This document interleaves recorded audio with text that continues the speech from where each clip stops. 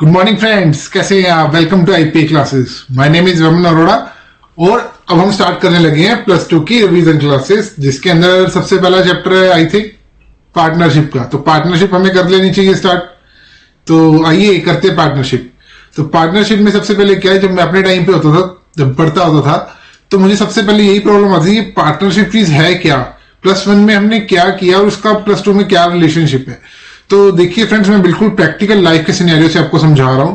जो क्लास +2 के स्टूडेंट्स हैं, पेपर भी आ गए आपके, फटाफट तब भी स्टार्ट करते हैं। तो बेटा +1 में आप क्या करते थे, जैसे मिस्टर ए के अकाउंट बनाए आपने, ठीक है। उसके लिए हमें क्या करना होता था, जितना भी प्रॉफिट होता था वो सारा का सारा इसी का प्रॉफिट होता था। अगर प्रॉफिट है तब भी इसका, अगर लॉस है तब भी इसका। तो ये +1 में करते थे हम।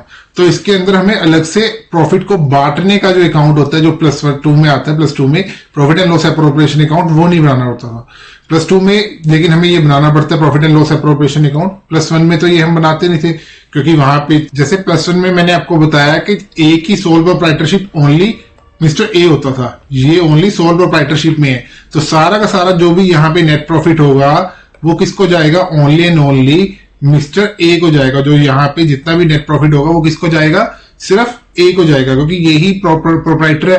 और सारा प्रॉफिट, सारा बेनिफिट या लॉस जो होगा वो इसको जाएगा। तो प्रॉफिट्स को बांटने का कोई अकाउंट नहीं होता था। प्रॉफिट्स को बांटना है कैसे, लेट्स सपोज करते हैं यहाँ पे इसको आगे अपना बिजनेस को इंक्रीज करना है। लेट्स सपोज ए को साथ में क्या है, बी प्लस सी, 3 दोस्तों को बिजनेस ज्वाइन कराना पड़ा अपना। क्यों? क्योंकि उसको बिजनेस को एक्सपेंड करना है। तो उसने एक पार्टनरशिप बनाई। क्या बनाई? पार्टनरशिप। तो अब हमने +2 में यही सीखना है पार्टनरशिप के अकाउंट में, कि प्रॉफिट्स को कैसे बांटना है अमंग द पार्टनर्स। क्या? इन तीनों में इस नेट प्रॉफिट को कैसे बांटना है। लेकिन +1 में तो सिर्फ मिस्टर ए ही होता था।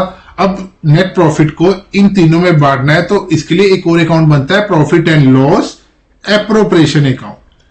तो ये सब मैं इस करके बता रहा हूं क्योंकि ये सब चीजों की प्रॉब्लम मुझको आती थी +1 में, +2 में मुझे आई थी। तो आई होप आपको ना आए। तो अब हम आगे का पार्टनरशिप के हमें अकाउंट्स कर रहे हैं। तो उसके अंदर क्या है, पार्टनरशिप में जैसे मैंने यहाँ पे एग्जांपल लिखा हुआ है, मिस्टर ए, बी और सी अब एक एग्रीमेंट में आ गए हैं, एक पार्टनरशिप के एग्रीमेंट में, ठीक है ना। तो उस एग्रीमेंट को हम क्या कहते हैं, पार्टनरशिप एग्रीमेंट। और ये एक रिटन एग्रीमेंट होता है। कौन सा एग्रीमेंट होता है? Written agreement. इस रिटन एग्रीमेंट को हम क्या कहते हैं, पार्टनरशिप एग्रीमेंट, ठीक है ना। और ये एक रिटन एग्रीमेंट है जो कि इन्फोर्सेबल एट लॉ होता है, यानी जो हम लॉ के अंदर इसको इन्फोर्स कर सकते हैं। एक ये वैलिड कॉन्ट्रैक्ट है, ठीक है। तो रियल लाइफ में कैसा बनता है ये मैं सबसे पहले आपको रियल लाइफ में दिखाने जा रहा हूं। क्यों? क्योंकि जब चीजें आपको रियल लाइफ में पता लगेंगी तभी तो आप थ्योरी वाइज समझ सकेंगे। बस मैं थोड़ा सा आपको एक ये दिखाना है कि रियल लाइफ में कैसे होता है पार्टनरशिप एग्रीमेंट। देखिए, मैं किसी अपने क्लाइंट का लेके आया हूं। पार्टनरशिप एग्रीमेंट क्या है कि इसके अंदर सबसे पहले तो ये स्टाम्प पेपर पे होता है। सबसे पहले क्या होता है, स्टाम्प पेपर हमें इसके लिए परचेज करना पड़ता है। फिर उसके बाद क्या है कि जैसे कि ये पार्टीज ने डेट ऑफ इश्यू लिखा हुआ है, किसके नाम पे इशू हुआ, ठीक है ना, उसने कब कब लिया, किस तरह से आर्टिकल 46 पार्टनरशिप में डिस्क्रिप्शन ऑफ डॉक्यूमेंट है। जब भी हम स्टाम्प पेपर लेने जाएंगे, और 2000 रुपए का ये स्टाम्प पेपर है जिसकी हमने स्टाम्प ड्यूटी भरी हुई है, ठीक है ना। अब उसके बाद क्या, ये पार्टनरशिप का ये एग्रीमेंट लिखा हुआ है, ठीक है, पार्टनरशिप डीड ये लिखी हुई। हाँ जी फ्रेंड्स, जैसे कि आपको पता है कि पार्टनरशिप जो है वो बनती किससे है, पार्टनरशिप डीड से। और पार्टनरशिप डीड एक रिटन एग्रीमेंट है। तो पार्टनरशिप डीड में क्या क्या क्लॉजेज होती हैं, तो मैं रियल लाइफ में आपको दिखा रहा हूं। जैसे कि यहाँ पे सबसे पहले क्या है, सबसे पहले यहाँ पे नेम क्लॉज, ये आप अपनी +2 की बुक में पढ़ोगे, ठीक है ना। नेम क्लॉज लिखा हुआ है। उसके बाद क्या है कि उसका हेड ऑफिस क्या है, ये बिजनेस कहाँ पे है, ठीक है। ये सारा कुछ थ्योरेटिकली पॉइंट ऑफ व्यू से आपकी जो भी बुक्स में लिखा हुआ है, ये रियल लाइफ में भी ऐसे ही बनता है। जैसे ये नेम क्लोज हो गया, पार्टनरशिप का नाम क्या है, ये नेम क्लोज। यहां पे बिजनेस का हेड ऑफिस कहां पे है, या बिजनेस की प्लेस कहां पे है, ठीक है। उसके बाद क्या लिखा हुआ है, यहाँ पे इफेक्टिव डेट, कब से पार्टनरशिप केम इनटू एग्रीमेंट, ये सब कुछ पार्टनरशिप डीड में लिखा जाता है। आगे और पढ़ते हैं और क्या क्या लिखा हुआ है। यहाँ पे कैपिटल रिक्वायरमेंट की फर्म की कैपिटल कितनी होगी, ठीक है ना, और वो पार्टनर्स किस तरह से लिख के आएंगी, तो कैपिटल क्लॉज लिखा हुआ है। आप अपनी बुक में भी देख सकते हैं, ये कैपिटल क्लॉज के बारे में लिखा होगा।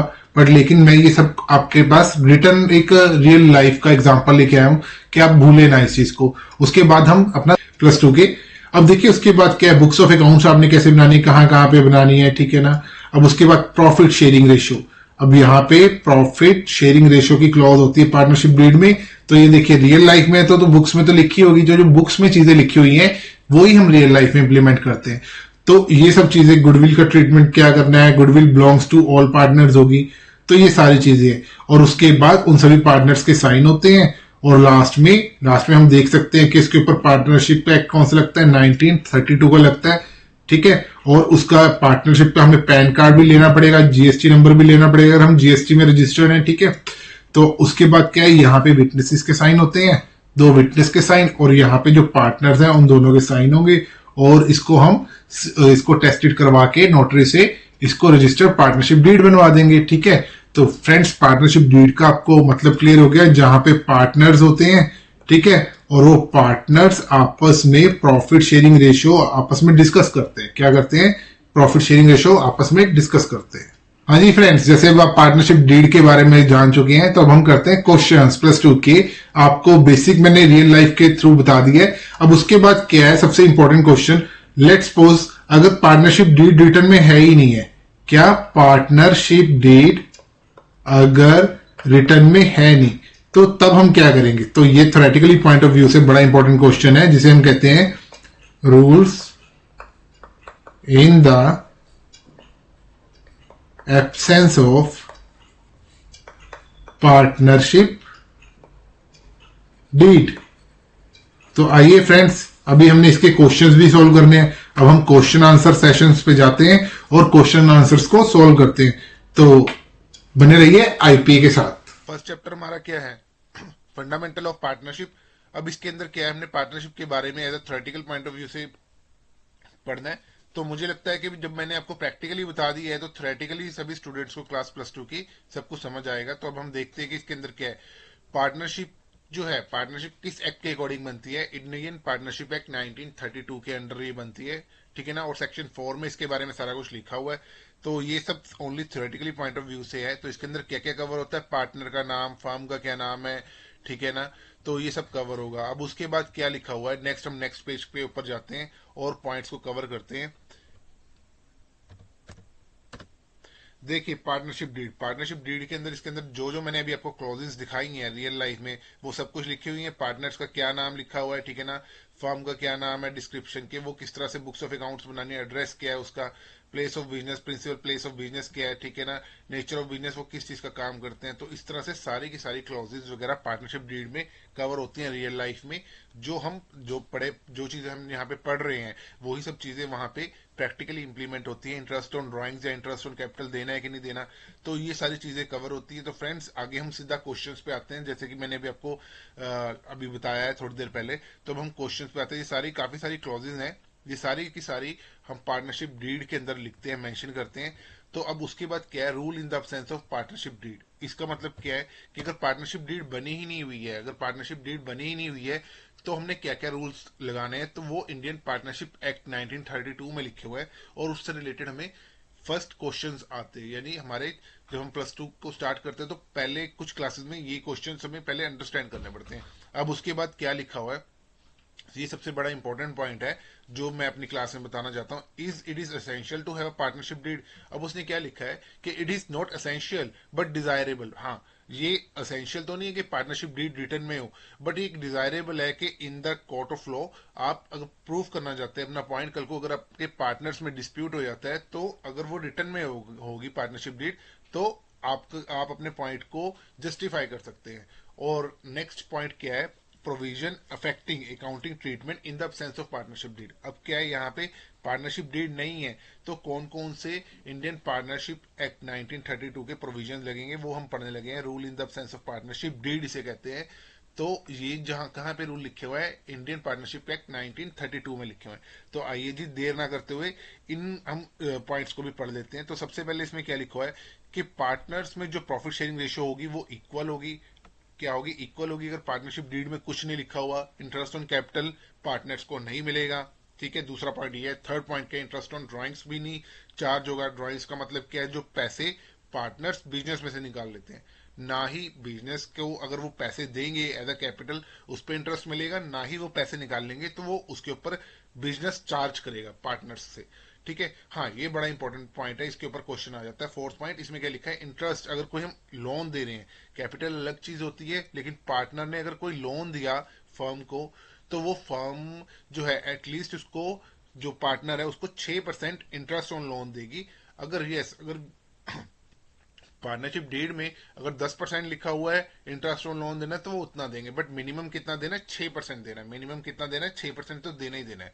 रेमुनरेशन टू पार्टनर्स किसी को नहीं मिलेगा, किसी भी पार्टनर को रेमुनरेशन नहीं मिलेगा, लाइक अगर वो काम करते हैं पार्टनरशिप के लिए और सैलरी और कमीशन अगर उनको बनती है और पार्टनरशिप डीड में लिखी हुई है, तब तो उनको वो मिलेगी। अगर कुछ नहीं लिखा हो पार्टनरशिप डीड में, इसके अंदर इस पॉइंट पे साइलेंट है, तो किसी भी पार्टनर को काम करने के लिए, बिजनेस के लिए या पार्टनरशिप के लिए कोई भी सैलरी या कमीशन नहीं मिलेगी। यस, ये 6 पॉइंट भी बड़ा इंपॉर्टेंट है। Admission of a partner, new partner can not be admitted unless all the partners, क्या all the partners agree to it.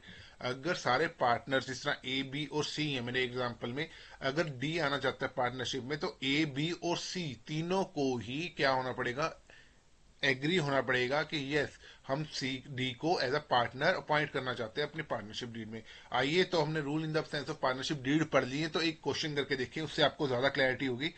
अब आते हैं सबसे पहले क्या लिखा हुआ है क्वेश्चन फर्स्ट पे। तो इसके अंदर क्या लिखा हुआ है, आइए जाइए। सबसे पहले तो यहाँ पे हमें एक इलस्ट्रेशन दी हुई है, तो इलस्ट्रेशन पढ़ लेते हैं। उसमें क्या लिखा हुआ है, ए यानी क्या लिखा हुआ है, ए एल और सी आर अ पार्टनर्स, ठीक है ना, in a firm without partnership deed. ठीक है, मैं पूरे पूरे नाम नहीं बता रहा हूँ, बट आपको एक बता दिया कि ए एल और सी पार्टनर्स हैं और पार्टनरशिप डीड नहीं है। तो आप सब मेरे को बताएंगे इसका क्या आंसर होगा। ए जो है उसने कॉन्ट्रीब्यूट की है सबसे ज्यादा कैपिटल देन अदर पार्टनर, और वो क्या कह रहा है, मुझे इंटरेस्ट ऑन कैपिटल कितना मिलना चाहिए, 10% मिलना चाहिए। बट ललित और जो चारू हैं do not agree with him. तो आप बताइए क्या ये सही है या गलत है, प्लीज कमेंट सेक्शन में इसका आंसर मुझे बताइए। तो मैं आपको इसका आंसर बताता हूँ, ये जो ए है उसको इंटरेस्ट ऑन कैपिटल नहीं मिलेगा, क्यों, और ललित और चारू जो है वो एग्री, वो दे डू नॉट एग्री कि हमने नहीं देना है पार्टनर इंटरेस्ट ऑन कैपिटल, तो नहीं देंगे इसके अंदर, क्योंकि ये पार्टनरशिप डीड में ये पॉइंट लिखा ही नहीं हुआ। तो rule in the sense of partnership deed लगेगा इसके ऊपर, और वो कहता है कि किसी भी पार्टनर को इंटरेस्ट ऑन कैपिटल नहीं मिलेगा। अब सेकंड पॉइंट पे आते हैं जी।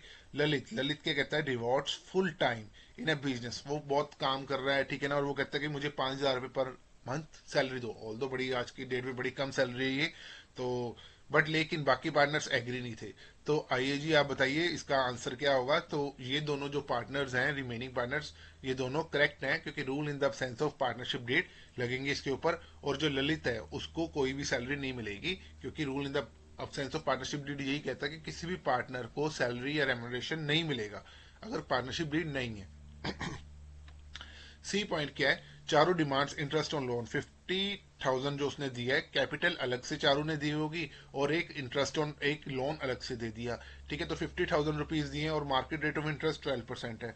मार्केट में लोग कितने रुपए पे लोन दे रहे हैं, 12% पे। पर rule in the sense of partnership deed है, तो उस केस में कितने परसेंट इंटरेस्ट मिलेगा, मिनिमम जो पार्टनरशिप डीड ने प्रोवाइड किया है 6%। तो चारू की जो डिमांड है वो गलत है, और उसको चारू को सिर्फ 6% के हिसाब से इंटरेस्ट ऑन लोन मिलेगा, इंटरेस्ट ऑन लोन मिलेगा। ठीक है फ्रेंड्स, और उसके बाद क्या है, ए जो है फोर्थ पॉइंट में क्या कर रहा है, विड्रू कर रहा है सैलरी 10,000 की from the firm for his personal use. और उसके बाद क्या है कि दोनों पार्टनर ललित और चारू कहते हैं कि भाई आपको इंटरेस्ट ऑन ड्राइंग्स देना पड़ेगा, क्योंकि वो पर्सनल यूज के लिए पैसे निकाल रहा है, और कितने रेट से, एट द रेट ऑफ 10% की वो डिमांड कर रहे हैं।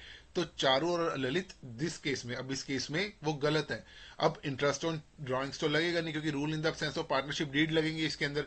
ठीक है, अब उसके बाद फिफ्थ पॉइंट है, इसने क्या बोला हुआ है, profits before taking into account any of the above claims, कितने है, 50,000 रुपीज का है। तो यानी ऊपर की फर्स्ट, सेकेंड, थर्ड और फोर्थ एडजस्टमेंट जो है अभी नहीं कर रहे हैं, और अभी कितना प्रॉफिट है हमारा, 50,000 रुपीज का है at the end of the first year. Abhishek क्या, ए जो है पर्सन, सॉरी, क्या डिमांड कर रहा है, share demand share of profit in the capital ratio. तो ये बिल्कुल ही गलत है, कैपिटल रेशो में तो नहीं जाएगा, जिस तरह से उन्होंने कैपिटल कंट्रीब्यूट करी है उस रेशो में तो कभी भी प्रॉफिट्स डिवाइड नहीं होगा until and unless partnership deed में ना लिखा हो। अब पार्टनरशिप डीड नहीं है, तो अब ये प्रॉफिट जो 50,000 है ये तीनों में इक्वल रेशो में बटेगा, इक्वल रेशो में बटेगा after interest on capital, interest on loan देने के बाद। जो सी पॉइंट में चारू का कितना, 50,000 रुपए का, उसके ऊपर 6% इंटरेस्ट ऑन लोन देंगे। उसको डिवाइड करने के बाद, उसको देने के बाद जो भी प्रॉफिट बचेगा वो इन तीनों पार्टनर्स में इक्वल बटेगा, ठीक है। और एल ने नेक्स्ट पॉइंट में क्या लिखा है, wants to introduce his son as a partner. तो चारू ने इसको क्या किया, ऑब्जेक्ट किया। तो ये जो पॉइंट है ये बिल्कुल वैलिड है, क्योंकि सभी पार्टनर्स, तीनों के तीनों पार्टनर ए, एल और सी, इन तीनों पार्टनर्स एग्री होंगे तभी एल का जो सन है इंदर, वो एज अ पार्टनर बनेगा। अदरवाइज चारों ने अगर ऑब्जेक्ट कर दिया तो वो पार्टनर हमारा नहीं बन सकता, ठीक है।